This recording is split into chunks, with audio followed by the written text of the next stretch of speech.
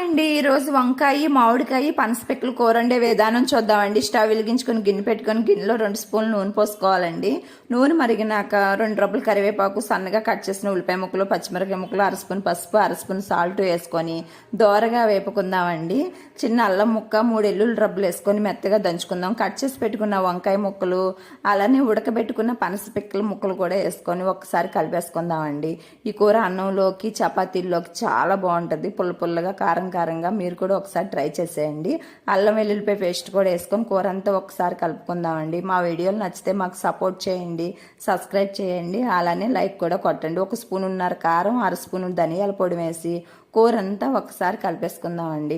ఈ పనసపిక్కలు నొప్పుల మీద కాల్చుకుంటే చాలా బాగుంటాయండి, ఉడకబెట్టుకునే కన్నా తినడానికండి. 1 గుప్పుడు మామిడికాయ ముక్కలు వేసుకొని కూర అంతా ఒకసారి కలుపుకున్నాక దీంట్లోనే 1 టీ గ్లాసు నీళ్ళు వేసుకొని చిన్న మంట మీద ఉడికించుకుంటే కమ్మగా